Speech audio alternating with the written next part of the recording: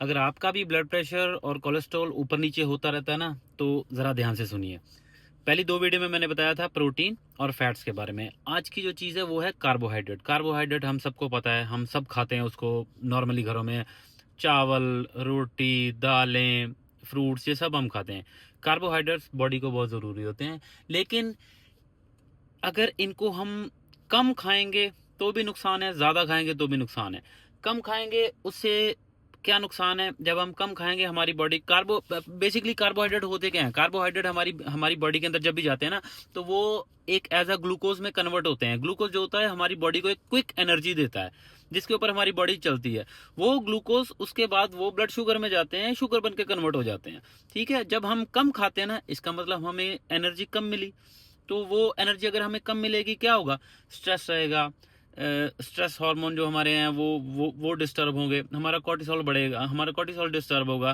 तो जैसे same like एक आदमी हॉस्पिटल में होता है, बीमार होता है, तो हम उसको क्या करते हैं? दाल का पानी पिलाते हैं, जूस पिलाते हैं, उसमें पावर नहीं होती। क्यों? क्योंकि कार्बोहाइड्रेट अंदर नहीं गए, इंस्टेंट एनर्जी आई नहीं उसके अंदर। वही एक नॉर्मल ह्यूमन बॉडी के साथ होता है। जब हम ज़्यादा खा लेते हैं तो क्या होता है? ज़्यादा खा लेते हैं तो जितना ग्लूकोज में वो कन्वर्ट हुआ कार्बोहाइड्रेट वो हो गया। उसके बाद जो बचता है वो एज अ स्टोर्ड फैट में कन्वर्ट हो जाता है, वो चर्बी में बदल जाता है। जब चर्बी में वो बदल गया तो क्या होगा? फैट बढ़ेगी। फैट बढ़ेगी, आपके ऑर्गन को ज़्यादा काम करना पड़ेगा, ब्लड पंप हर एक चीज़ उसको ज़्यादा प्रोवाइड करनी पड़ेगी आपको। उससे क्या होगा? उससे मीन्स आपका जो एचडीएल लेवल है, ठीक है, वो बिगड़ेगा, एलडीएल लेवल बिगड़ेगा, जो आपका ट्राइग्लिसराइड होता है वो बिगड़ेगा। उन चीज़ों में लीवर को ज़्यादा काम करना पड़ेगा। लीवर जब ज़्यादा काम करेगा वो ज़्यादा कोलेस्ट्रॉल बढ़ाएगा, आपका बीपी फ्लक्चुएट होगा। तो ये सब चीज़ें ज़्यादा खाने से हैं। कम खाने से क्या हो गया? वो भी आपको मैंने बता दिया। तो हर एक चीज़ एक लिमिट में अच्छी लगती है। एक फॉर एग्जांपल मैं एक चीज़ बता दूं, जब भी हम नींबू पानी बनाते हैं, हम पानी डालते हैं, नींबू डालते हैं, नमक डालते हैं, नींबू पानी बन गया।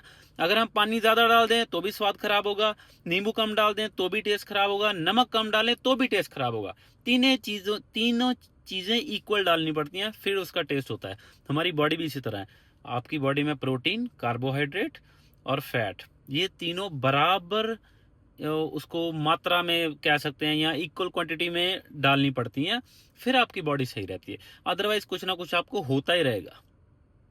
ध्यान रखें अपना, और आगे भी बताता रहूंगा ऐसी कुछ कुछ जितनी मुझे नॉलेज है।